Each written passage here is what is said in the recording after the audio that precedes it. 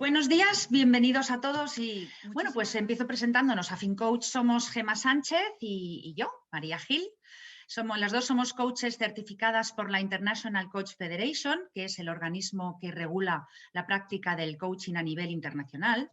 Desde el 2014, cuando nos conocimos en la Escuela Europea de Coaching, comenzó nuestro proyecto y esta aventura de casi 7 años con AFINcoach, por afinidad en visión, misión y valores, ¿vale? Hemos trabajado ya con más de 25 empresas, acompañando a sus equipos en el desarrollo de competencias y de habilidades, tanto con formación como con coaching.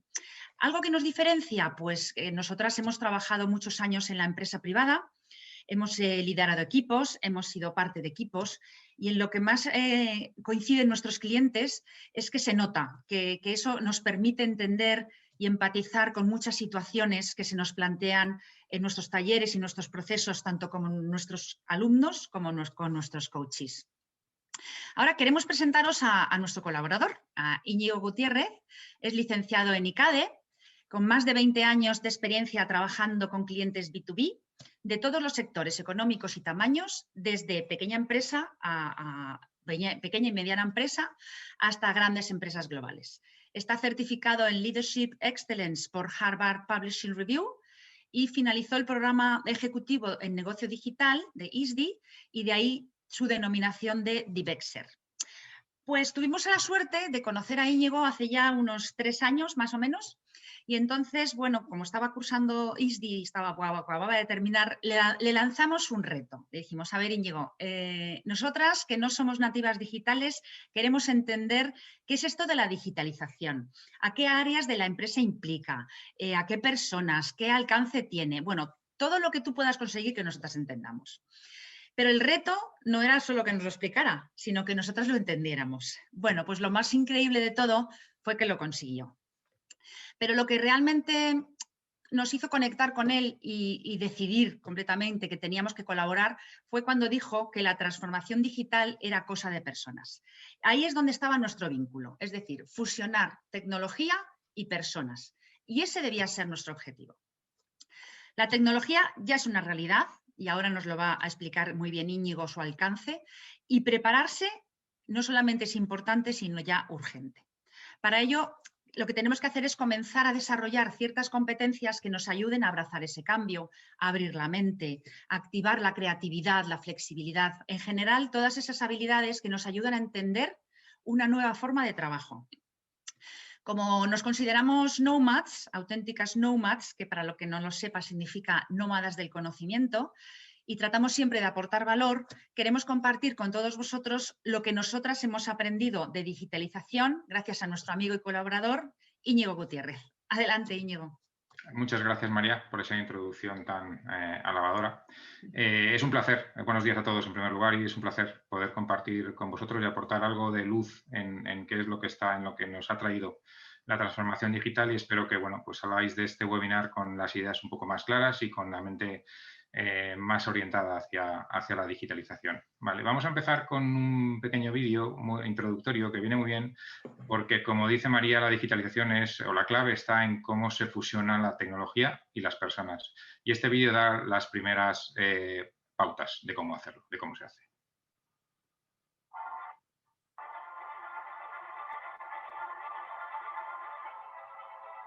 Once upon a time, business as usual was often good enough. No more. Where we are going, good enough is dead. In a world where everything is connected, where everything is equally excellent, where performance is reaching perfection, there's only one space left to innovate in: you. Right now, you are a central point in the raging tornado of change fueled by digitization, mobilization, augmentation, disintermediation, automation. Well, the list goes on. Science fiction is becoming science fact. Think about self-driving cars or computers that can learn and think. The way we work will never be the same. The skills we need will be dramatically different. Winning or losing are now happening faster than ever before. So what's your response? How will you discover new opportunities in one of the most transformational times in human history? Are you driving change, or are you being driven by it? Disruption has become the new normal. With change, it's always gradually, then suddenly, well, things really have stopped happening gradually. This change is exponential. Everything that used to be dumb and disconnected is now wired and intelligent. Cars, cities, ports, farms, even our bodies will be wired with sensors and will talk to each other. These game changers are also combinatorial. They amplify each other, creating a perfect storm of change. Quantum computing fuels big data. The Internet of Things fuels artificial intelligence and deep learning, which fuels robotics. However, anything that cannot be digitized or automated will become extremely valuable. Human-only traits such as creativity, imagination, intuition, emotion, and ethics will be even more important in the future, because machines are very good at simulating, but not at being. Yes, robots and software will do some of our work, but this will allow us to focus on things that cannot be automated. To imagine change squared, you've got to start engaging more with what might be, not just with what is. Immerse yourself in the immediate future, 5 to 7 years out from today. We need to go beyond technology and data to reach human insights and wisdom. Technology represents the how of change, but humans represent the why. The future is about holistic business model. The opportunity is to be liquid, to learn just in time, not just in case, not single improvements, but complete transformations, not individual systems, but new ecosystems. Humanity is where true and lasting value is created. We will engage, relate, and buy things because of the experiences they provide, because of their transformative power. The future doesn't just happen. The future gets happened. The new way to work is to embrace technology, but not to become it. The future is in technology, yet the bigger future lies in transcending it. Let's live and lead from here.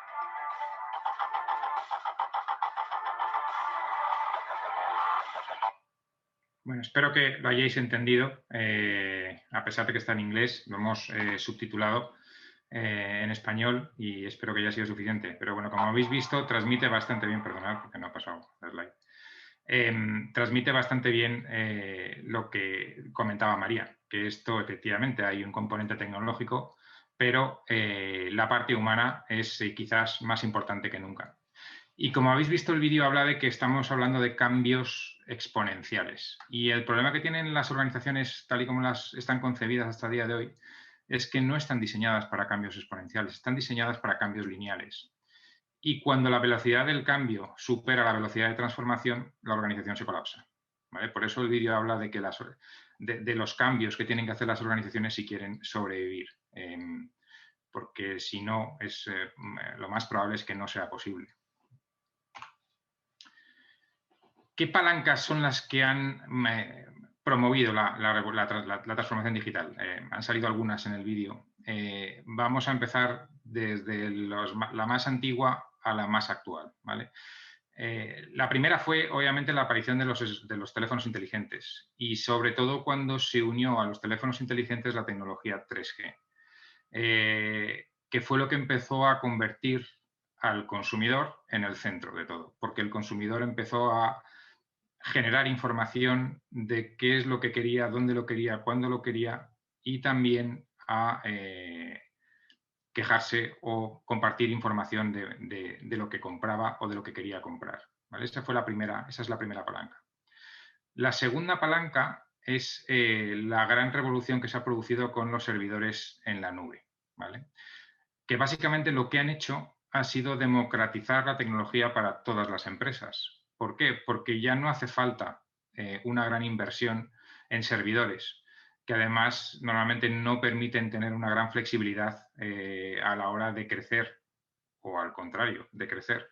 La nube permite alquilar un espacio en la medida en que lo necesitas, a más o a menos en función de las necesidades puntuales de la empresa. Y eso ha facilitado muchísimo que casi cualquier empresa pueda sumarse a la revolución tecnológica.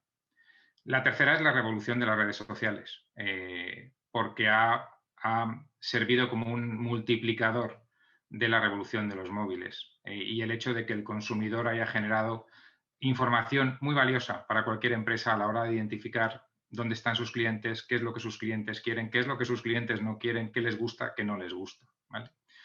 Y como consecuencia de todo ello, tenemos la cuarta palanca, que es la revolución de los datos. Por eso ahora una de las profesiones más demandadas es la de científico de datos, ¿vale? Estamos en un momento en el cual el 90% de los datos disponibles se han generado en los últimos 12 meses, ¿vale? Eso significa que evidentemente la información es muchísima y que además se queda desactualizada demasiado pronto, ¿vale? Con lo cual significa que hay que estar muy preparado para analizarla en el momento adecuado y en la cantidad adecuada. Y la última palanca, que es la que está en este momento y la que va a tener más protagonismo en los próximos años, es la de Internet de las Cosas, IoT.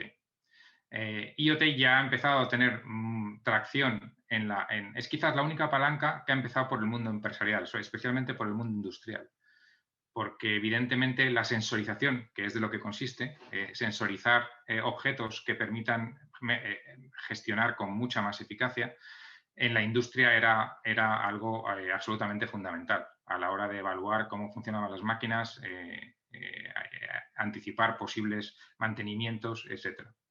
Cuando esto se traspase a los consumidores, a los hogares, a los coches, el despegue de IoT va a ser enorme y va a su vez a multiplicar la información disponible, con lo cual volverá a transformar otra vez la ciencia de datos, ¿vale?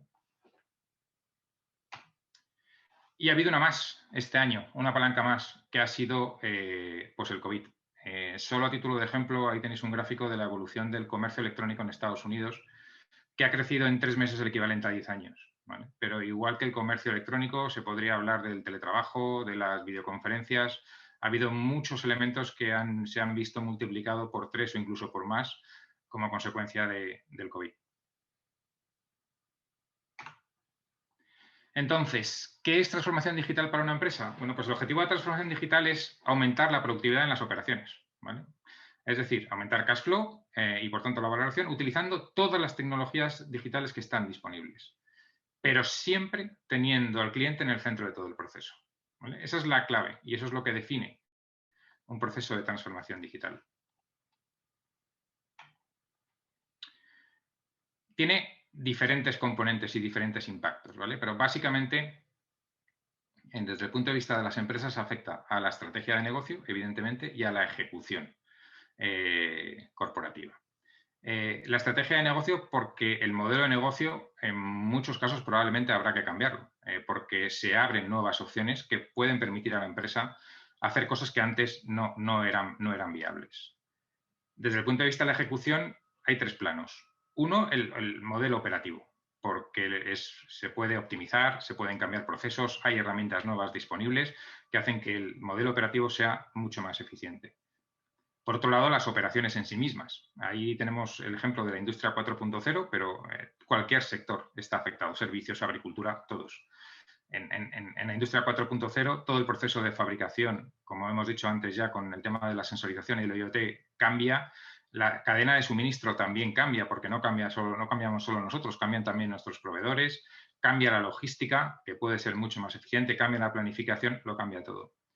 Y el otro plano es el plano hacia el mercado, porque todo esto hace que el plazo, lo que se denomina go-to-market, el plazo en el que cualquier producto es lanzado al mercado es mucho más rápido. Hay mucha más interacción entre cliente y producto y empresa, y el cliente espera mucha más rapidez a la hora de recibir de la empresa lo que está demandando de la empresa, ¿vale? Para ello, en la base tenemos una serie de tecnologías que posibilitan todos estos cambios, ¿vale? Desde, obviamente, como se comentaba en el vídeo, inteligencia artificial y machine learning, Los chatbots, que son los nuevos servicios de atención al cliente que ya cada vez son más frecuentes en casi cualquier empresa digital. Como hemos comentado, la IoT y todos los sensores, de momento a nivel fábricas, industrias, pero que en breve empezarán también en los domicilios y en los coches, sobre todo con la llegada de la nueva tecnología 5G. Obviamente, todo el análisis de datos, el Big Data, el tema de APIs, que son todas las aplicaciones que hay disponibles, etc. ¿Vale? Las startups, para quien no lo sepa, son empresas cuyo modelo de negocio está puramente basado en la tecnología y ha sido posible gracias a la tecnología. ¿Vale? Las primeras startups fueron pues, Facebook, Google, que no aparecen en este gráfico, porque consiguieron el billón de dólares de capitalización antes de 2011. ¿Vale? Para que veáis este gráfico es muy significativo cómo a medida que van pasando los años el número de empresas de startups que superan el billón de dólares en capitalización y que sean denominadas unicornios, para quien no lo supiera, no para de aumentar y hay un nivel de concentración enorme. ¿Vale? Como podéis ver ahí a la izquierda, las primeras empresas más conocidas que alcanzaron ese nivel de capitalización, pues tenemos Airbnb, tenemos Dropbox, tenemos SpaceX, que es la empresa de Elon Musk, de la que hablaremos un poquito más tarde. Pero ya el espectro de empresas que están alcanzando esos niveles es enorme. En el caso español tenemos dos. La primera fue Cabify y la segunda ha sido Uber, que han sido relativamente recientes. ¿Vale?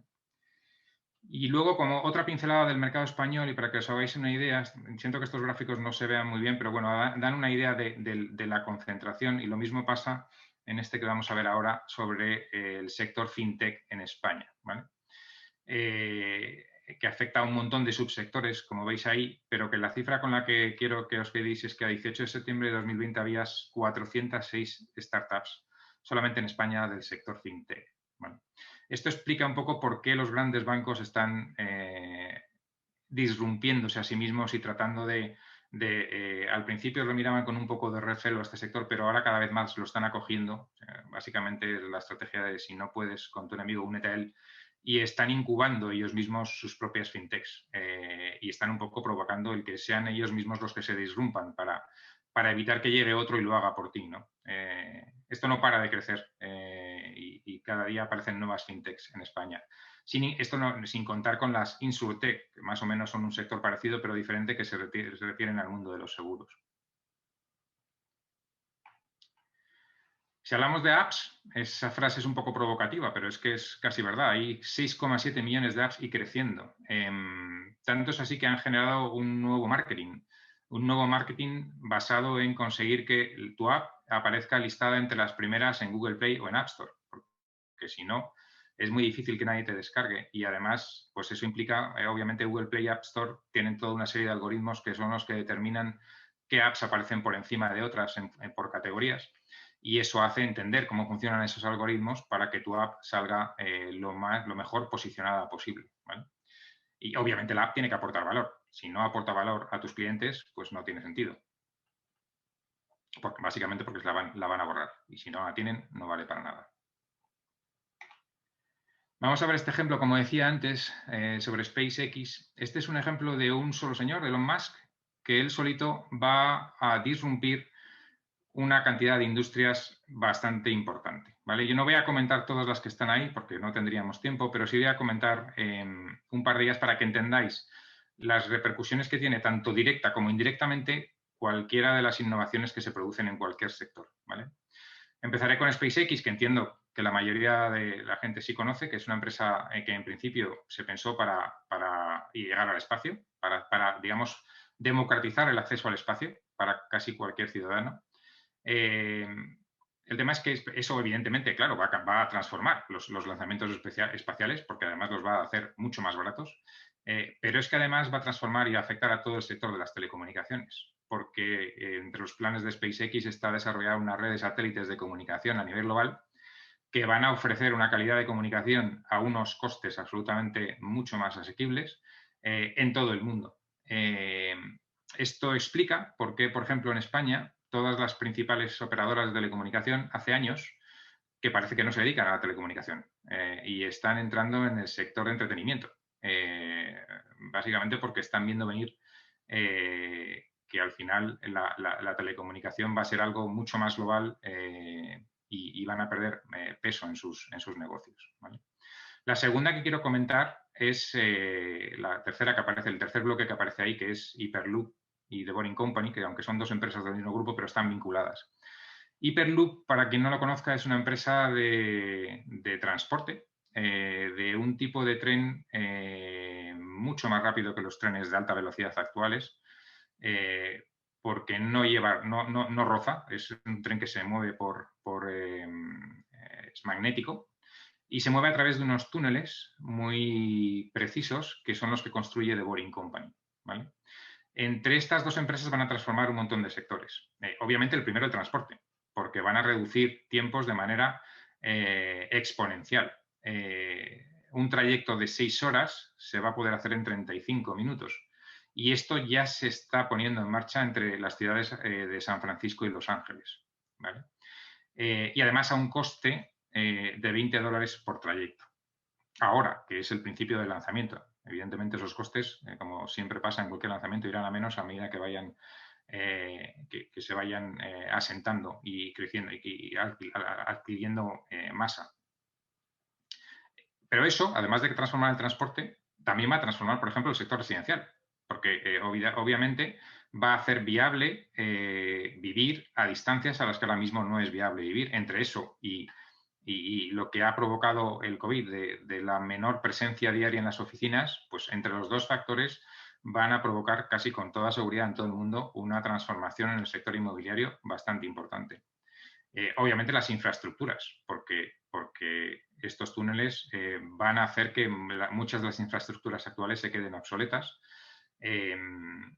incluso dentro de las propias ciudades, porque uno de los proyectos de Boring Company es, digamos, enterrar el tráfico y así además ayudar a los problemas de medio ambiente urbano, ¿vale? Pero bueno, aparte de estos está pues, obviamente Tesla, que creo que todo el mundo conoce, son los coches eléctricos, y hay otras dos empresas, una que está dedicada a la inteligencia artificial y otra que está dedicada a la medicina, que tiene también un montón de implicaciones. Se empieza a hablar ya de que no basta con innovar de forma disruptiva, sino que demandan los tiempos actuales una innovación todavía más radical, ¿vale? Se denominan organizaciones exponenciales aquellas que tienen un propósito de transformación masivo, que digamos que es como una misión, pero una misión que realmente se vive y se pone en marcha, ¿vale? Por ejemplo, en el caso de Google es organizar la información mundial, en el caso de Tesla es acelerar la transición hacia una movilidad sostenible. Las dos son bastante, no son poca cosa, digamos, ¿vale? Pero el hecho de tener, o por ejemplo, la de Apple es transformar la educación también a nivel mundial.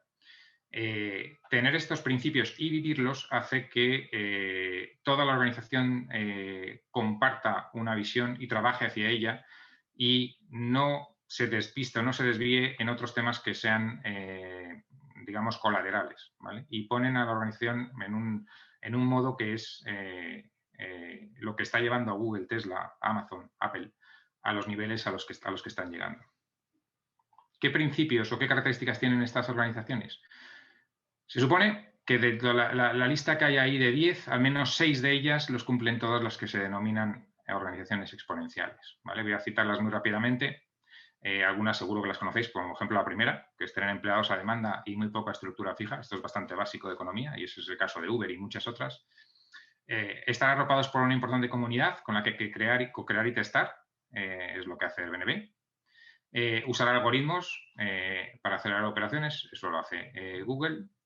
Tener activos externos que trabajen para ellas, como Waze, que es de Google. Contar con el compromiso de una red de usuarios. Esto lo hace una fundación, la Fundación XPRIZE, que es una ONG que está dedicada a generar o ayudar a construir concursos públicos que ayuden a desarrollar la tecnología en todo el mundo, ¿vale? Otra característica es usar interfaces o plataformas de autoabastecimiento como AdWords, que es la plataforma de anuncios de Google. Disponer de cuadros de mandos para gestión integral del negocio, que es lo que hace LinkedIn. crear una cultura de experimentación, que es lo que hace Booking, o conceder grados de autonomía a la gente muy altos con la menor jerarquía posible. Ahí hay 3 ejemplos. Explicaré un poco Zappos porque es muy relevante. Zappos es una empresa en la que la cultura es tan importante que, aparte de ser el motivo principal que se considera en cualquier proceso de selección, aún así, y con todo, y por si acaso ellos se equivocan, a todos los empleados que entran en Zappos les ofrecen 2.000 euros por marcharse, según entran, si ellos mismos consideran que no encajan con la cultura de la compañía. ¿Vale? Zappos, por cierto, no lo he dicho, es una empresa de fabricación de calzado que ha sido adquirida recientemente por Amazon. Y la última es utilizar, obviamente, de forma profusa tecnologías sociales. Esta la utilizan todas las empresas de las que venimos hablando. Viene Netflix como ejemplo, pero lo hacen todas. Entonces, bueno, estos evidentemente son tiempos de aceleración. Como se decía en el vídeo, ya no basta con hacer las cosas un poquito mejor. Y las empresas tienen que subirse al carro digital e innovar de forma constante, porque si no, lo que está en juego es su supervivencia, ¿vale? Y hay que estar permanentemente en contacto con los clientes, con el mercado. Hay que tener también, esto es algo cada vez va a ser más importante y cada vez se va a demandar más, muy presente el medio ambiente. Y la tercera pata, hay que tratar también muy bien a los empleados, porque ya el concepto de fidelidad es algo que va a desaparecer, que se va a diluir. Los empleados estarán allá donde se consideren reconocidos o que coinciden con el fin de la compañía, con el propósito de la empresa, o donde ellos consideran que pueden hacer el trabajo como ellos quieren hacerlo, ¿vale? Y si no aprendemos a movernos a este ritmo, o a ser posible un poquito más rápido, pues desapareceremos. Esa es la ley de la exponencialidad. El aprendizaje para todo ello es clave, ¿vale? Y por eso estamos aquí, de hecho, por tratar de enseñar y de abrir la mente, ¿vale? La clave está en construir empresas enfocadas en aprender lo más rápidamente posible. Ese es uno de los principios de Facebook, como ahí aparece, ¿vale? Mark Zuckerberg es el fundador de Facebook. Pero más allá, para aprender hay que experimentar. Como veis ahí, Jeff Bezos dice que en Amazon medían su éxito en función del número de experimentos que ellos eran capaces de hacer al día, a la semana, al mes y al año. ¿Vale? O un ejemplo más, Airbnb, según su responsable de Data Science, en 2 años pasaron de hacer menos de 100 experimentos a la semana a hacer alrededor de 700. ¿Vale? Y hubo uno de ellos que él fue el que lanzó definitivamente la plataforma al éxito, que fue la introducir las fotos profesionales, ¿vale? Pero para llegar a esa conclusión tuvieron que hacer 700 experimentos de media a la semana y siguen, ¿vale? O sea, siguen experimentando y siguen buscando más multiplicadores, ¿vale? Bueno, hasta aquí un poco la introducción de en qué consiste la digitalización y qué es lo que está pasando. En el siguiente módulo vamos a hablar de qué implicaciones tiene eso para las organizaciones y para los empleados y para las personas. Pero antes vamos a poner otro vídeo, este sí en español, de Julio Linares, que es el presidente de la Comisión de la Sociedad Digital de la COE, en el que habla de las repercusiones que tiene en general todo este proceso para la sociedad.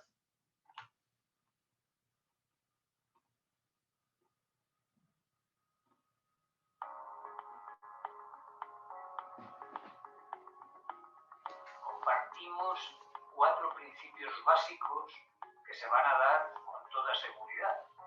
El primero es que todo lo que se pueda digitalizar se va a digitalizar. El segundo es que todo lo que se pueda automatizar se va a automatizar. El tercero es que todo lo que se pueda conectar se va a conectar.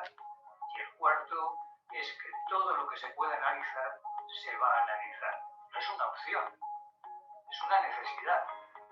La digitalización no es un fin en sí mismo, es un medio para ganar competitividad, para sobrevivir y para tener éxito. La digitalización no es solo incorporar tecnología, es un cambio cultural. La digitalización no es pensar en amenazas, es buscar oportunidades. Y la digitalización no es solo para algunos, es para todos y para todo. Por eso, hay que afrontar la digitalización. Yo creo que hay tres actores fundamentales en este proceso. Y los actores fundamentales son las administraciones públicas, con todas sus competencias, los sectores productivos, con todas sus competencias, y los ciudadanos, siendo precisamente una parte de los ciudadanos los que mejor se están adaptando a esta transformación digital. Y estos tres actores, que son absolutamente fundamentales y que además se relacionan entre sí, se deben de apoyar en tres pilares básicos. La educación, que es determinante y crucial en este cambio cultural. La innovación, porque la creatividad es cada vez más necesaria en el nuevo entorno digital. Y el emprendimiento, porque las nuevas tecnologías es que son muy adecuadas para personas individuales o para grupos pequeños. Por primera vez en la historia es el consumidor el que mejor se está adaptando a la transformación digital. A las empresas nos cuesta seguir incluso su ritmo y nos cuesta adaptarnos al mismo ritmo que lo hace el consumidor, y lógicamente a las administraciones, por su complejidad, pues también es lógico que las cueste más. Y yo creo que son tres las nuevas habilidades que habría que destacar. Por lo tanto, flexibilidad, creatividad y agilidad son tres habilidades imprescindibles que tenemos que desarrollar para estar preparados para transformarnos en este nuevo entorno digital. Todo depende de nosotros, todo depende de cómo hagamos las cosas. Si hacemos las cosas bien, si utilizamos las nuevas tecnologías bien, si tenemos unas buenas estrategias, si tenemos de verdad una buena ejecución de esas estrategias, si conseguimos desarrollar las capacidades que se necesitan para ejecutar esas estrategias, yo estoy absolutamente seguro de que creceremos más, crearemos empleo, soportaremos mejor los beneficios sociales y, en definitiva, crearemos una sociedad más justa en un mundo mejor.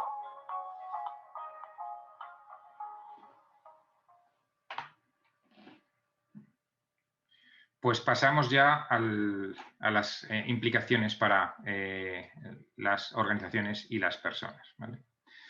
A mí este cuadro me gusta mucho porque no se puede explicar más cosas tan condensadas. Ahora voy a pasar a explicarlo. Voy a empezar por esta esquinita de la derecha, de abajo, por el mercado. Como venimos comentando, el cliente tiene que ser el principio de todo, debe ser el centro de toda nuestra atención. ¿Y qué cambios se están produciendo en el mercado? Pues evidentemente, lo primero, hay que tener un foco total en el cliente. Él es el que manda. Hay que tener presente todos los datos, como hemos visto, que se están generando, y hay que ser capaces de analizarlos. Hay que tener presente que toda la cadena de suministro también está siendo afectada por estos cambios. Hay que considerar que todo ya es omnicanal, ya no existe una distinción entre lo digital y lo no digital. Si pensamos, por ejemplo, en cualquier retail, el cliente es el mismo el que va a la web o el que va a la tienda, y debe ser tratado de la misma manera, esté en un sitio o esté en otro, porque además muchas veces es digital, es decir, hace pedidos por un lado y lo recoge por otro, o viceversa, ¿vale? Y sobre todo hay que cuidar y mejorar la experiencia de usuario. Esos son los elementos clave desde el punto de vista del mercado. Desde el punto de vista de la empresa, evidentemente lo primero que hay que tener es una visión diferente, una visión digital, podríamos denominar, en el que es fundamental que haya un liderazgo diferente, un liderazgo que se denomina positivo, que ahora veremos un poco en qué consiste, ¿vale? Que obviamente tener una cultura digital, pero que esto viene marcado, y en teoría debería ser fácil porque como decía Julio en su vídeo, los consumidores son los primeros que han adoptado este cambio. La mayoría somos digitales y somos a su vez empleados de las empresas, con lo cual digamos que los cimientos y la base está puesta. Hay que tener, obviamente, un plan estratégico que afronte este proceso de transformación digital. Hay que innovar, para lo cual eso está absolutamente vinculado con la cultura digital. Y claro, hay que dedicar recursos económicos y adquirir plataformas tecnológicas para poder hacerlo, evidentemente, ¿vale? ¿Y cómo afecta eso al talento? Pues desde muchos aspectos. En primer lugar, en cómo nos dirigimos a las personas que queremos que trabajen en nuestra empresa y a los procesos de selección en sí. Que hay que definir qué nuevos talentos se necesitan en función de lo que tengamos dentro y de lo que se pueda o no formar de los recursos que hay dentro de cada casa. Hay que, mediante procesos ágiles, transformar ideas en acciones, porque ya hemos visto que la rapidez aquí manda. Hay que formar a las plantillas en talento digital y hay que tener a los equipos motivados y enganchados en los proyectos, ¿vale? Eso es un poco en lo que consiste esta aproximación digital. En el fondo, el modelo es el mismo. Lo que pasa es que porque al final se trata de capturar valor, generar valor, transformar valor y entregar valor. Pero lo que pasa es que a través de la transformación digital se captura más valor, a través de la información se genera más valor en función del conocimiento que tenemos de los clientes, se transforma más valor con las herramientas que tenemos y como consecuencia también se entrega más valor. Implicaciones organizativas. Pues básicamente hay que hacerse muchas preguntas, como veis ahí, en 4 líneas, básicamente. Uno, desde el punto de vista de capacidades, que ya hemos comentado ligeramente. ¿Qué capacidades son necesarias en mi sector específicamente, en esta nueva era? ¿Cuáles son necesarias adicionales a las que ya tengo o cuáles ya tengo dentro de la organización? ¿En qué estado están? ¿Cómo podemos desarrollar? ¿Qué formación tenemos que dar? ¿Dónde podemos adquirir las capacidades que no tenemos, con nuevo talento, desarrollando lo que ya tenemos? En relación a la organización, ¿qué estructura tenemos que adoptar? Hay cosas que no hay que cambiar, que hay que cambiar unos departamentos sí, otros no. ¿Cómo se van a relacionar las diferentes áreas entre sí? ¿Cómo despliego todos estos cambios organizativos? ¿Cómo los aterrizo? En cuanto a cómo trabajar, pues evidentemente, como hemos venido viendo, todo cambia porque hay que trabajar de otra manera, hay que ser mucho más ágil y esto implica ajustar 2 organizaciones, en lo digital y en lo no digital. Entonces, obviamente va a haber que modificar procesos, hay que modificar operativas, hay que implementar nuevas plataformas, nuevas herramientas y sobre todo, cómo se aterriza todo esto, cómo se arranca, cómo empezamos, ¿vale? Y evidentemente el liderazgo. Un nuevo liderazgo, como ya hemos comentado, es fundamental. Hay que saber de qué liderazgo partimos, de qué cultura partimos, qué marcos nos pueden ayudar a desarrollar la nueva cultura que necesitamos, cómo se debe liderar la transformación digital, qué nuevas capacidades necesitan los líderes y también cómo tenemos que formar a los líderes, a los actuales y a los nuevos, porque además el liderazgo ya no es algo que va a venir de arriba a abajo. El liderazgo va a estar en todas las direcciones, hacia los lados y de abajo a arriba también. Porque cada uno tendrá liderazgo en función de lo que aporte en un momento determinado a la compañía. El reto es muy grande en general para la organización y sobre todo para recursos humanos porque hay nuevas competencias que hay que diseñar, hay nuevos trainings que hay que preparar, hay que reflejar muy bien cómo atraer el talento que está disponible ahí fuera. Hay que cambiar los procesos para convertir a la empresa en una empresa ágil. Hay que cambiar la cultura, y esto quizás es el reto todavía mayor, y hacer que la organización sea mucho más líquida. Y hay que ir hacia un liderazgo diferente, hacia un liderazgo mucho más digital. ¿Vale? ¿En qué consiste el liderazgo positivo del que hablábamos antes? Pues tiene que ser un liderazgo transformacional y transcultural, ¿vale? Tiene que ser auténtico. El líder tiene que ser absolutamente sirviente de los equipos con los que o bien lidera o bien cotrabaja.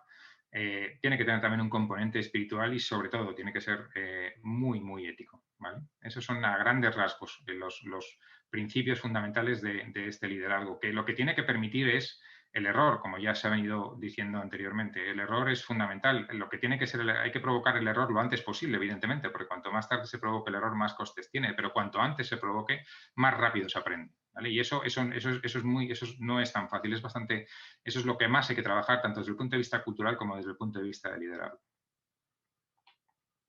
Doy paso ahora a Gemma para que os cuente ella los principios de liderazgo.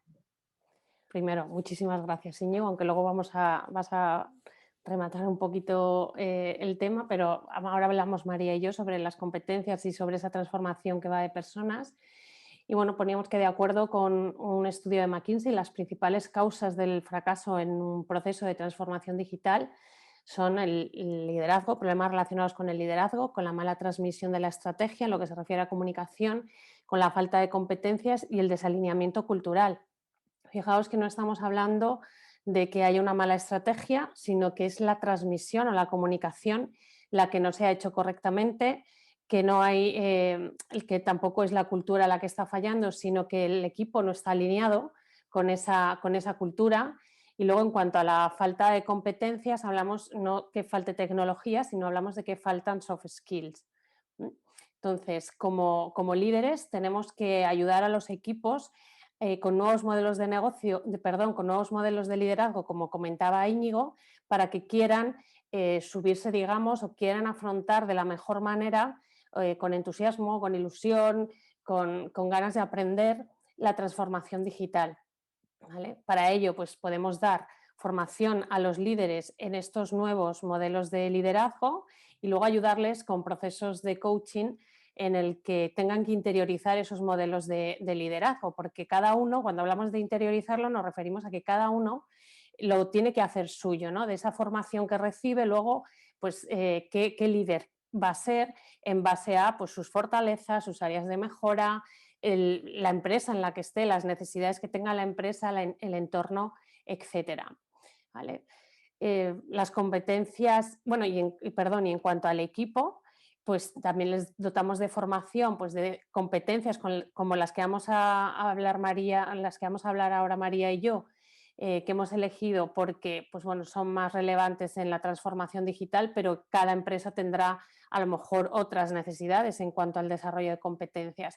Y para puestos estratégicos del equipo, de personas que van a ser muy determinantes en el éxito de la transformación digital, para bueno, perfiles que, como decía Íñigo, a veces tenemos que adaptar, ¿vale? Ahora ya se contrataron con unas necesidades que ahora han cambiado, bueno, pues les podemos ayudar con procesos de coaching para cambiar, para ir trabajando ese cambio de capacidades y luego pues con personas que se resisten al cambio, ¿m? Entonces, y que ofrecen esa resistencia que al final hace que las cosas no fluyan como nos gustaría, ¿no? Pues bueno, para todos, para los equipos, como os decimos, formación también en competencias y procesos de coaching para puestos estratégicos o profesionales con unas necesidades particulares, digamos.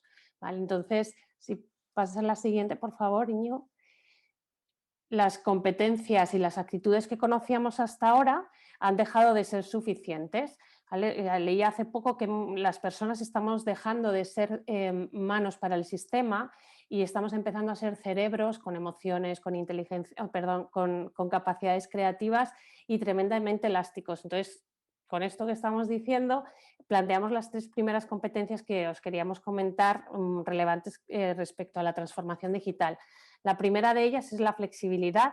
Antes, cuando nosotros hablábamos sobre el crecimiento, la superación, etcétera, poníamos la imagen de esa persona que estaba ascendiendo por la montaña, ¿no? Que estaba llegando a la cima con ese esfuerzo en ascendente, en subir y porque era una realidad sólida, un camino más o menos definido y sin embargo ahora pues nuestra realidad ya no es sólida. Y la foto que podríamos poner, más que el escalador que está subiendo por la montaña, digamos, a la persona que está escalando o ascendiendo, avanzando, pues sería el vivir y el trabajar sobre arenas movedizas, ¿no? Para ser flexibles y saber hacia dónde tenemos que adaptarnos, como decía Íñigo, necesitamos mucha información y para obtener esa información decimos que prima la comunicación y la interacción, es decir, altas dosis de comunicación y de interacción con nuestros equipos, con nuestros clientes, con otras personas del entorno, frente pues, a la estructura, a la jerarquía, a los procesos tan definidos. Es decir, que la flexibilidad para responder al cambio versus la rigidez ante la norma. Y a veces nos comentáis ya, pero es que mi equipo pues ahora mismo no está preparado ante esta flexibilidad porque estamos acostumbrados a trabajar pues, en jerarquía, con estructuras muy definidas, con procesos muy definidos. Bueno, pues lo que queremos decir aquí es que hay que avanzar hacia ahí, ¿vale? Como hemos dicho, con formación, con procesos de coaching, etcétera. La siguiente es la creatividad. ¿vale? La creatividad no consiste en hacer las cosas más atractivas o más originales, sino que nos referimos a la capacidad de encontrar soluciones nuevas y dar respuesta a hasta ahora situaciones inexistentes, ¿vale? Por ejemplo, tomar decisiones a corto plazo en el momento de incertidumbre o en el entorno de incertidumbre en el que estamos, tomar decisiones para comenzar el camino hacia resultados pues, que no sabemos cuáles van a ser, lo que llamamos en modo beta. Entonces, por ejemplo, a nivel formativo trabajamos la creatividad a través de las fases de lo que es un proceso creativo. También colaboramos con una experta creativa y en ella pues, lo que hacemos es trabajar los miedos, mirar hacia adentro, que nos referimos a que cada uno pues, vea cuál es su conocimiento, su experiencia, su intuición. Con eso también miremos hacia afuera para ver, encontrar información pues relevante de profesionales o de situaciones similares a las que tenemos que afrontar o parecidas. Y luego con todo eso comenzamos a recorrer el camino y lo tenemos que validar a través de retrospectivas, a través del feedback que nos puedan dar pues, nuestros equipos, nuestros clientes, profesionales en general, para llegar a soluciones que antes no hemos explorado, ¿vale? Entonces, y luego pues a nivel de coaching trabajamos el abrir la mente y el tomar conciencia que tenemos que trabajar y pensar de manera diferente en el contexto en el que estamos actualmente. Y por último, la última que os voy a comentar yo, que es la inteligencia emocional, pues fijaros la importancia de las emociones, el cada vez conocer más nuestras emociones, poder identificarlas porque sabemos que ellas nos llevan a nuestros comportamientos, nos potencian, nos limitan, nos pueden llegar a bloquear. Entonces, el primer paso es trabajar nuestras emociones. Ahora, con toda la huella emocional que decimos de la pandemia, pues con más razón todavía, ¿no? Porque siempre las emociones influyen mucho en cómo se gestionan los cambios, pero en este momento contamos con un año en el que hemos tenido un montón de estímulos que nos han generado un montón de emociones que el día a día muchas veces no nos ha dejado ni identificar ni gestionar, pero están ahí, en ese batiburrillo, ¿no? Y a veces cuando pues, actuamos o vemos o tomamos perspectiva de algo, pues está muy influenciada por las emociones. Las emociones nos llevan a la acción. Y bueno, ese primer paso de identificar nuestras emociones, de conocer nuestras emociones y gestionarlas, para luego poder gestionar las emociones de nuestros equipos. Hablamos de ese capital emocional del líder, en el que no basta solo con decirme conecto una reunión y bueno, pues hay tantos cuerpos, sino también cuántas almas hay. Y bueno, y luego lo que hablaba Íñigo de el cliente está en el centro, ¿no? De toda la transformación digital. Él nos va diciendo hacia dónde tenemos que movernos. Pues cuando conocemos nuestras emociones como punto de partida, somos capaces también de identificar con mayor facilidad las emociones de nuestro cliente y eso nos da una información muy valiosa para ponerlo y situarlo en el centro. Así que, bueno, dicho esto, continúa María con las otras 3 competencias que queríamos traeros hoy. Gracias, Gemma. Pues en relación a ese liderazgo digital del que hablaba Íñigo y del que también nos hablaba Julio Linares, lo básico que hay que desarrollar es la humildad, la visión y el compromiso. En humildad nosotros en coaching le llamamos egoless, que es como sin ego, ¿no? Partiendo de nuestra percepción de que la realidad no es la realidad, o nuestra percepción de la realidad no es la realidad, sino nuestra interpretación de esa realidad. Eso significa pues, que debemos cuestionarnos más y no creernos tanto nuestras vanidades y con ello no querer tener siempre razón. La humildad entendida en toda su dimensión, como la competencia o habilidad de aceptar que trabajar en proyectos o agilismo, el líder de una organización jerárquica puede que no lo sea en ese proyecto o en ese equipo, ¿no? Pero la humildad también entendida para que todo el mundo, entender que tiene todo el mundo un talento único, ni mejor ni peor que el propio, uno suyo particular y que todos aportan a ese equipo. Humildad para escuchar y para entender diferentes puntos de vista que aporten valor al proyecto.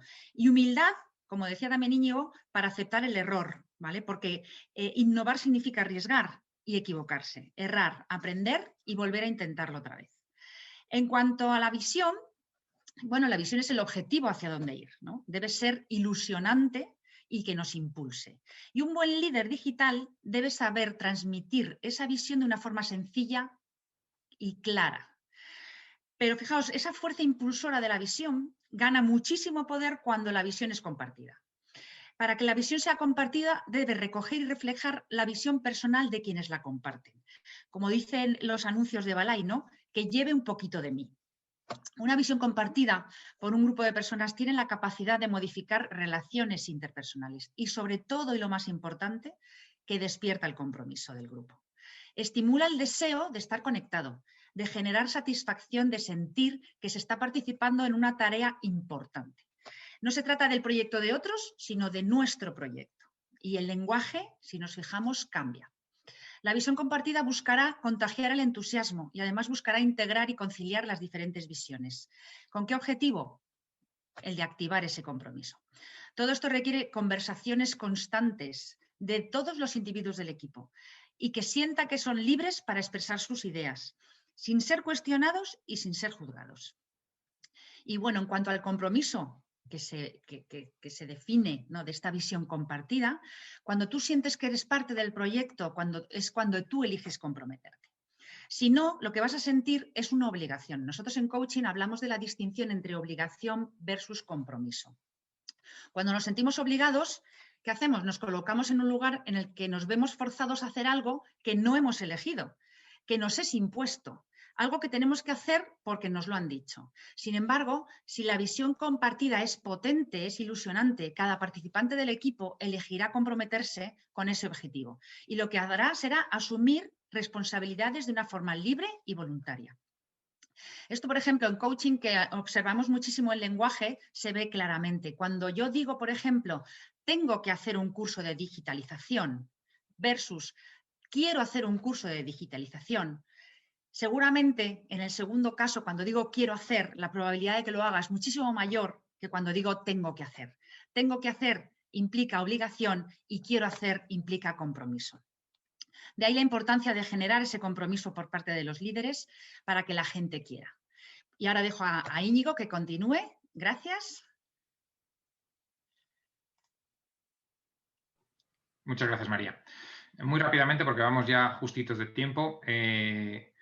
Vamos a ver, las organizaciones van a tener que afrontar una época híbrida, ¿no? Evidentemente, las jerarquías funcionan y se han demostrado muy útiles para gestionar el negocio diario de la organización, pero también han demostrado ser muy inoperativas para innovar. Para innovar, la empresa va a tener que crear grupos de trabajo diferentes, que trabajen en torno a los conceptos que estamos comentando, con liderazgo diferente, sin apenas jerarquías o sin ninguna jerarquía, y organizándose en base a proyectos que estén focalizados en la medida de lo posible en generar mayor valor para el cliente, ¿vale? Y también mayor eficiencia para la organización.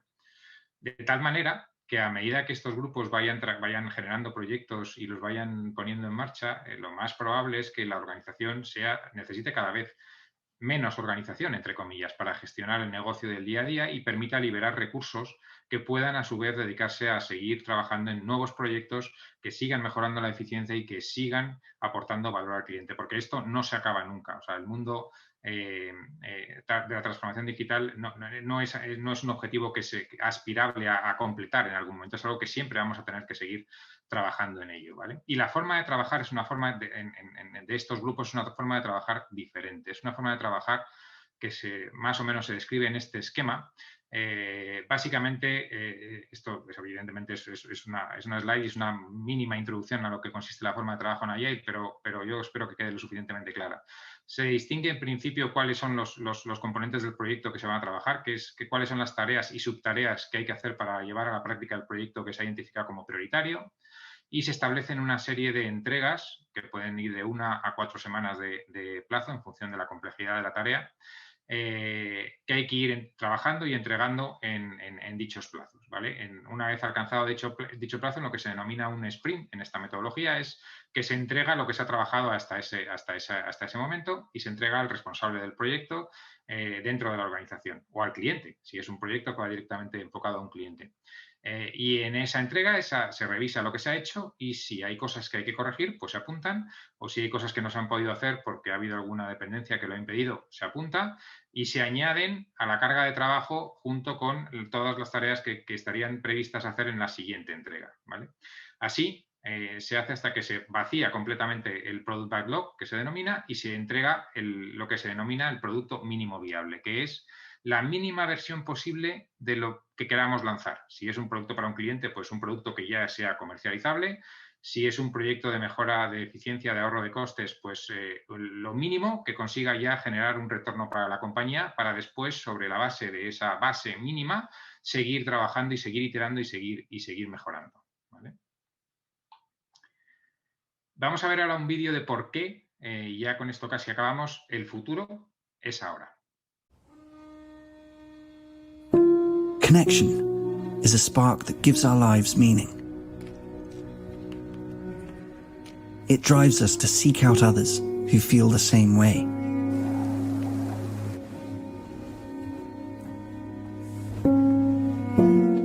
Okay, why don't you input the data and we'll take a look together. Hey Mari, what you got for me? To find those who share our views, yet offer different perspectives.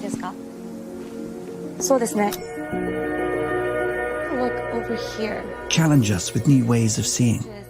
That I think we should... Deepen our understanding. And enrich our lives.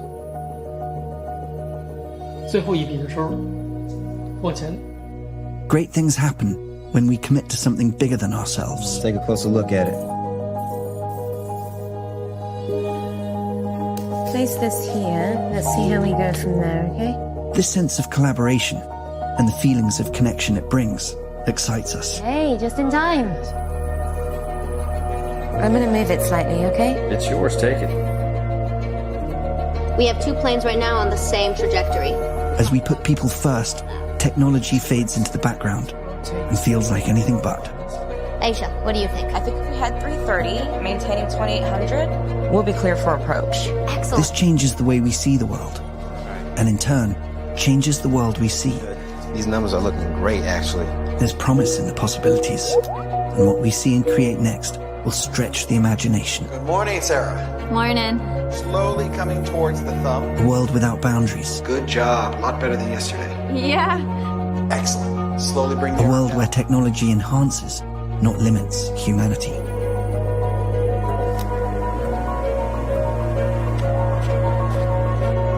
With people front, center, and in the spotlight. The future is here. And here can be anywhere. Introducing Microsoft Mesh.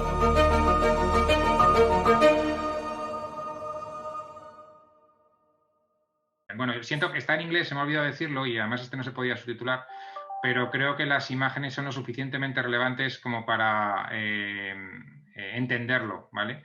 Y esto que parece ciencia ficción, porque de verdad lo parece, es un lanzamiento de Microsoft que ya se ha producido en Estados Unidos. El que quiera puede entrar en la web de Microsoft en Estados Unidos y verá Microsoft Mesh como un producto que se puede ya implementar, ¿vale?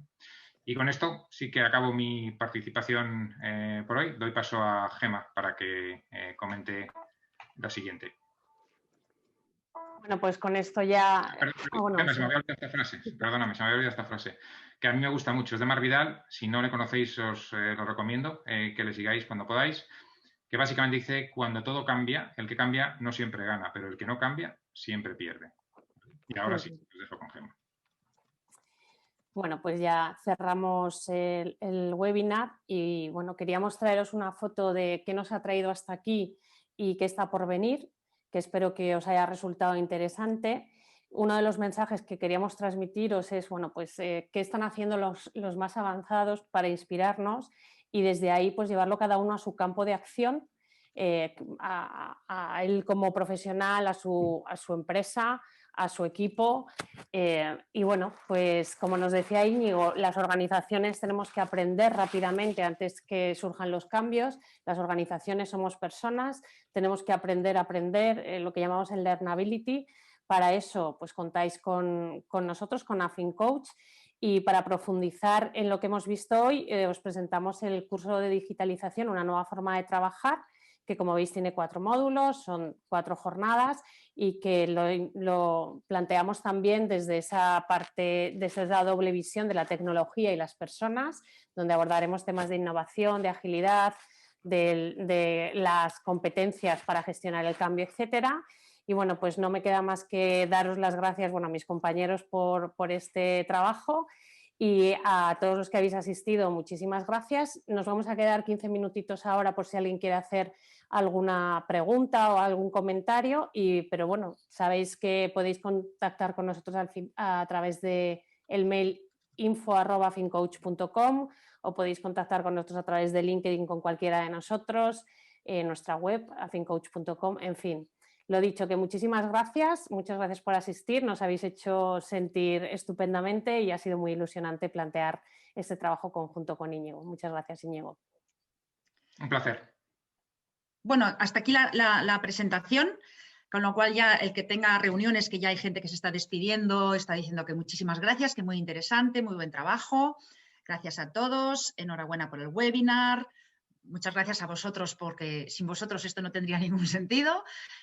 Yo sí que, por ejemplo, yo me imagino que si yo fuera un empresario de 15, 25, 50 empleados y quisiera empezar, ¿no?, a transformarme digitalmente, o mi pequeña empresa, mi pregunta sería, se la lanzo a Íñigo, ¿por dónde empiezo? Pues sí, esa es obviamente buenísima pregunta. Y como se deduce de toda esta presentación, lo más importante es primero el cambio cultural. Es decir, no se puede plantear, transformar o cambiar nada si no hay un cambio cultural. Como dice ahora Laura en el chat, lo que más le preocupa es el desalineamiento cultural. Totalmente de acuerdo. O sea, no solo hay que hacer una transformación cultural, sino que tiene que estar alineada en toda la organización. Y ese es el reto más grande, ¿vale? Porque lo que viene después es más fácil. Dado que toda empresa conoce su negocio y todo el mundo, si preguntas a cualquier persona de la organización, todo el mundo de la organización te va a decir qué cosas mejoraría. Siempre, seguro. Siempre hay cosas que todo el mundo ha identificado que necesitan mejorarse. Entonces, a partir de ahí es identificar las prioritarias, las que son más importantes, las que van a dar más retorno o más satisfacción al cliente, y poco a poco. No se puede pretender transformar y cambiar todo de la noche a la mañana. Eso sería un error enorme y un fracaso garantizado. Hay que identificar pequeños objetivos que ayuden a conseguirlos trabajando, aprendiendo a trabajar, porque hay que aprender a trabajar y habrá que equivocarse mucho al principio en esta nueva metodología, pero con un solo objetivo de dar más retorno al cliente o conseguir ahorros, y con las personas evidentemente claves, las que saben dentro de la organización sobre esa tarea concreta que hay que llevar a cabo, sobre ese producto que hay que lanzar, sobre esa mejora que hay que dar al cliente, sobre ese ahorro que hay que conseguir. Todas las personas que tienen que deben aportar sobre esa materia son las que deben participar en el proyecto, y deben ser centradas única y exclusivamente en eso. No pueden estar también atendiendo sus obligaciones del día a día, ¿vale? Entonces, esos son para mí los dos mensajes claves. Cultura por un lado, y por otro, a pequeñas dosis, tareas concretas, objetivos concretos y totalmente focalizados en ellos. Gracias, Íñigo. Con lo cual, lo primero es sensibilizar y formar, claro. Totalmente. Mira, una pregunta que dicen que efectivamente es muy buena. Andrés. Espera, porque empiezan a llover preguntas y ya se me había pasado la siguiente. Dice Guillermo, hay empresarios que, aun queriendo transformarse de forma consciente en la práctica, no consiguen alterar su forma de trabajar, su cultura por una inercia de muchos años, y cómo se rompe esa dinámica histórica.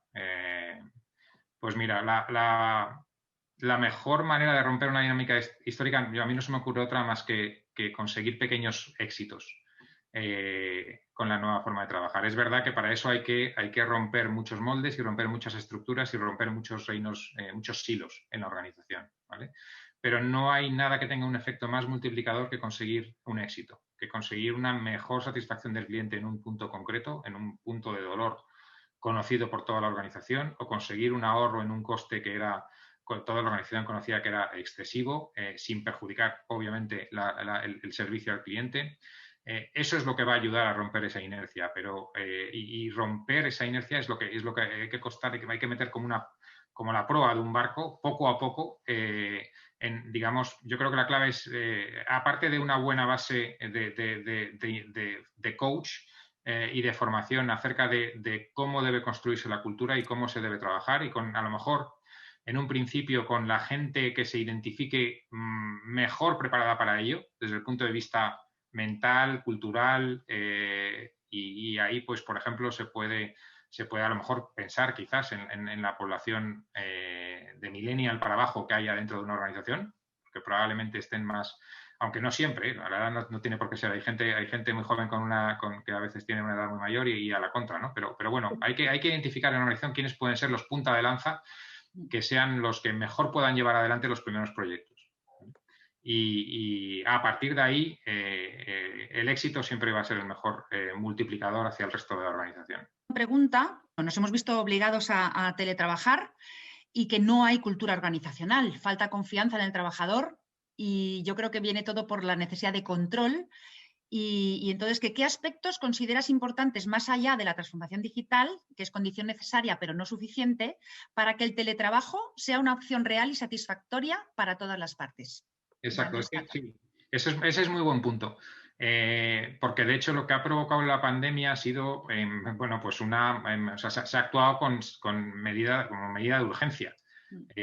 Digamos que lo que se ha hecho ha sido, primero, romper una barrera mental a la fuerza, en la que, según la cual, cuando uno no estaba en la oficina no trabajaba, que era una barrera muy establecida, especial en casi todas las empresas en España. Esto en otros países hacía tiempo que no pasaba, pero aquí seguía existiendo porque aquí el presencialismo estaba muy extendido. Entonces, eso ha sido uno de los efectos buenos que ha tenido la pandemia, que eso ha muerto, o sea, literalmente ha muerto. Ya no existe esa percepción. Y lo que se hizo fue dotar de tecnología como se pudo, de la manera que se pudo, a la gente para que todo el mundo pudiera empezar a trabajar desde casa, ¿vale? Pero trabajar desde casa puntualmente no es una empresa que tiene integrado el trabajo en remoto. El trabajo en remoto empieza por la cultura. Y aquí, claro, eso no se ha hecho. No se ha hecho un trabajo de entre comillas, culturización a la organización de lo que significa trabajar en remoto.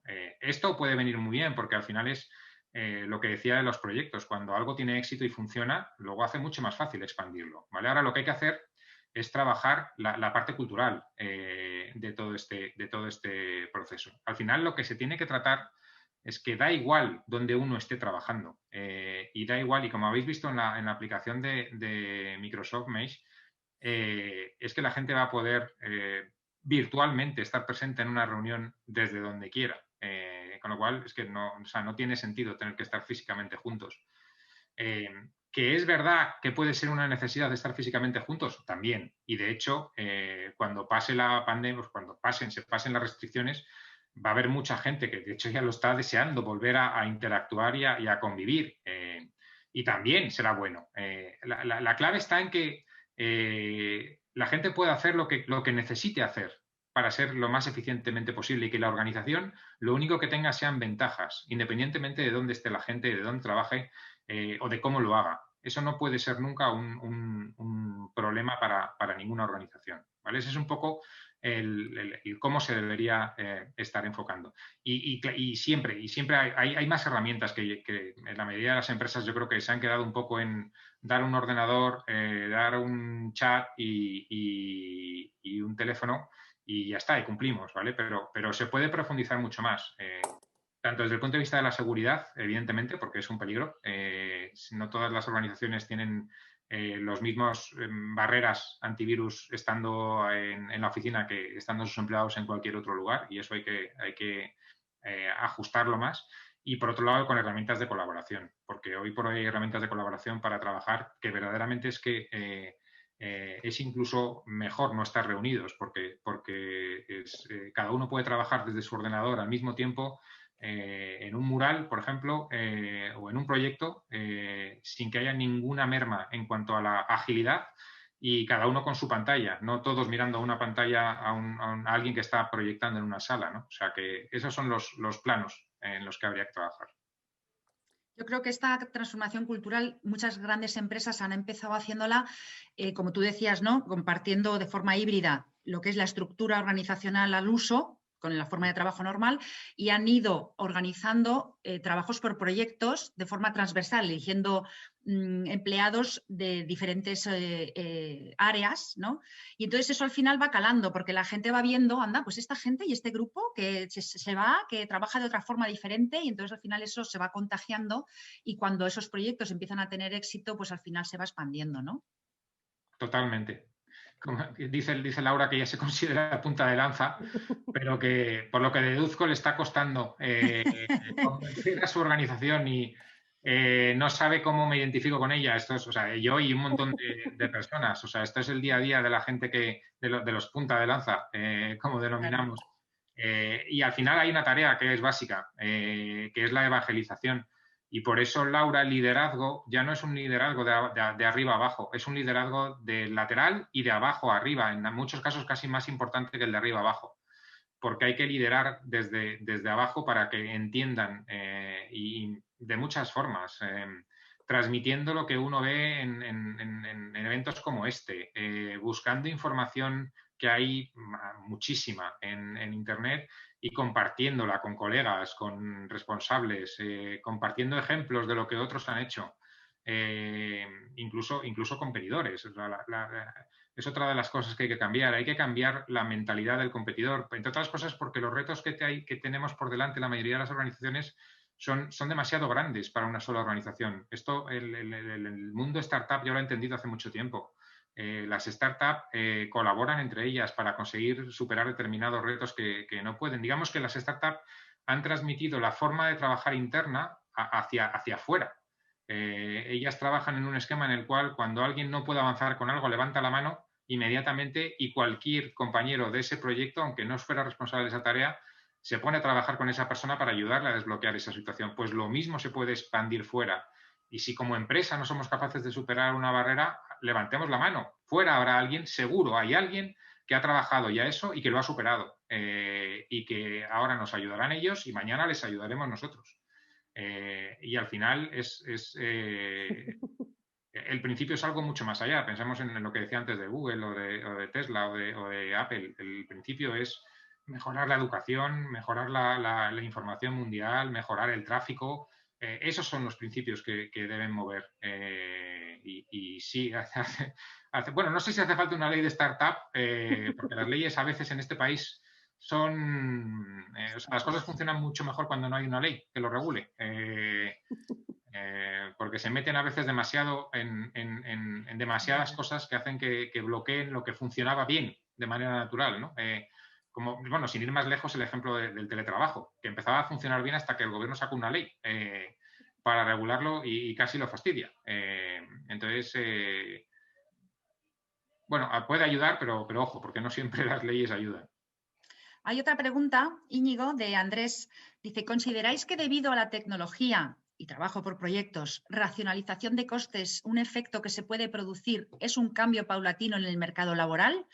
¿Qué necesitan las personas para ser altamente empleables? Sí, bueno, yo puedo... Ahora te dejo a ti. Sí que es verdad que sí que está cambiando el mercado laboral.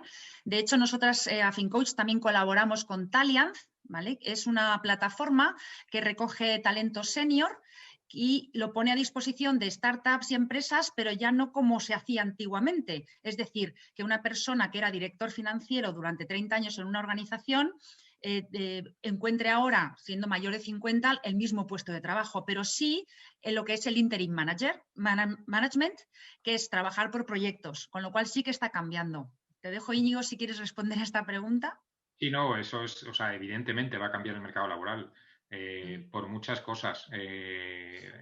Primero, y esto lo comenta mucho Mar Vidal, la persona que he comentado antes, la robotización va a dejar fuera del mercado muchos trabajos que ahora mismo existen, pero también generará otros, ¿vale? O sea, no hay que tener miedo. De hecho, todos los análisis de las economías más robotizadas del mundo, que son, si no me equivoco, Japón, Corea del Sur y Alemania, me parece que son las tres con mayor índice de robotización del mundo, no tienen desempleo.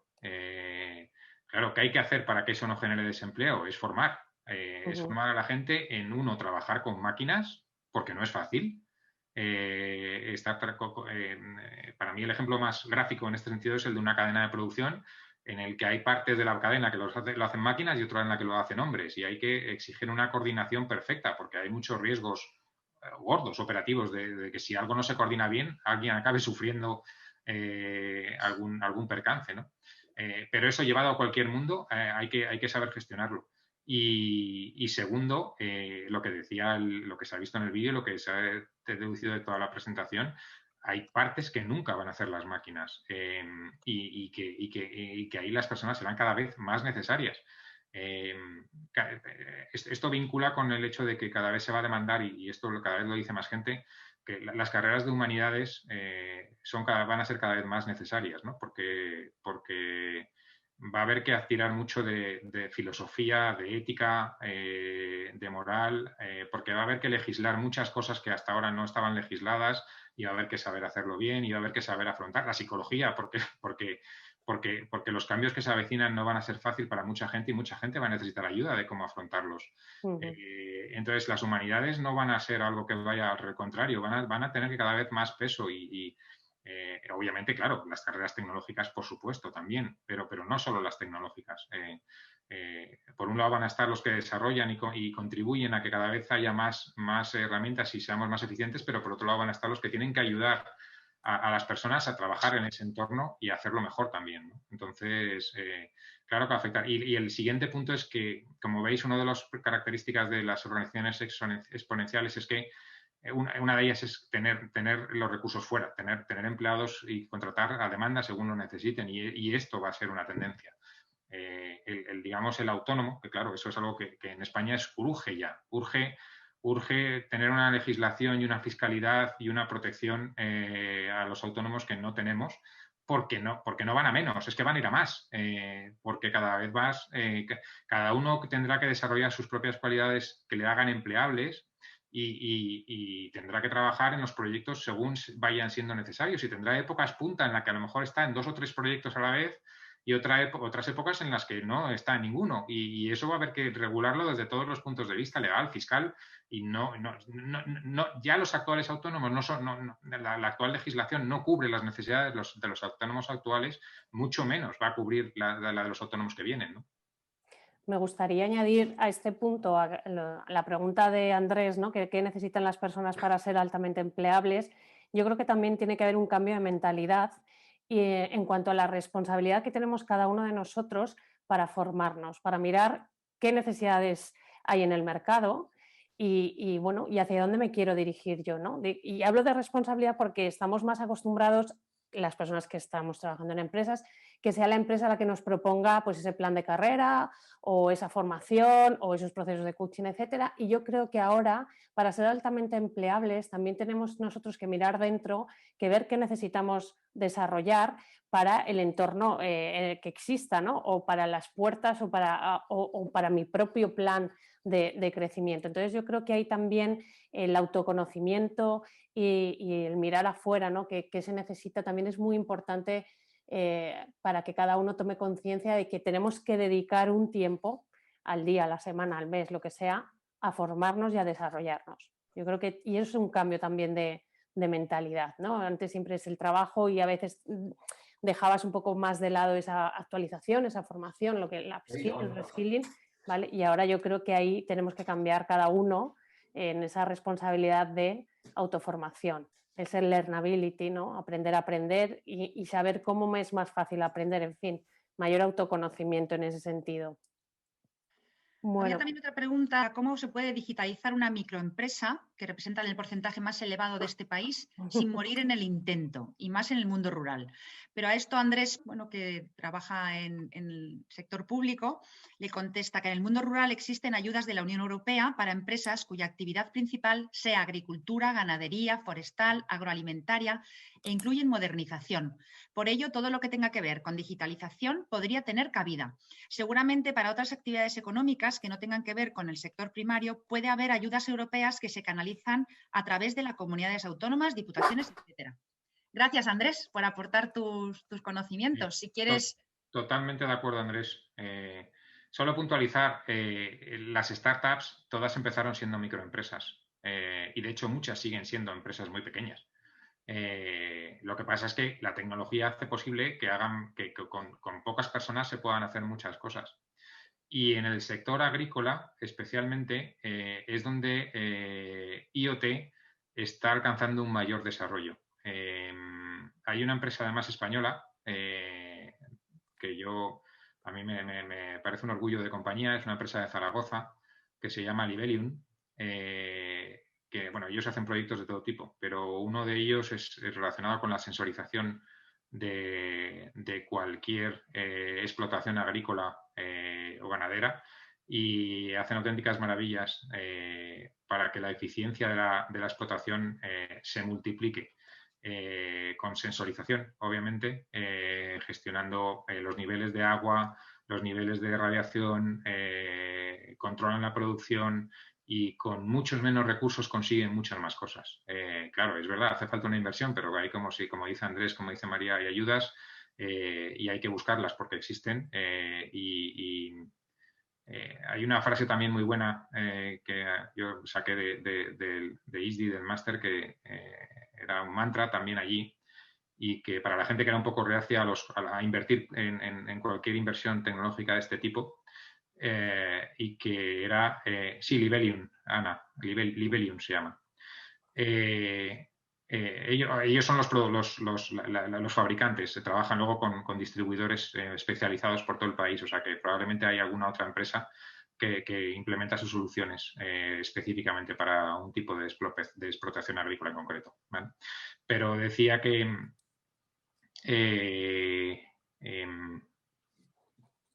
eso, la frase de que si te parece muy cara la transformación digital y lo que conlleva, espérate a ver el coste de no hacerlo. Bueno, pues creo que ya cada uno se puede desilenciar, ¿vale? Pero bueno, creo que ya, si no tenéis nada más que añadir, María o Íñigo, cerramos el webinar. Así que muchas gracias por estar, y María e Íñigo, muchas gracias a vosotros también. Muchísimas gracias a todos. Muchas gracias a todos. Un placer. Adiós. Hasta luego.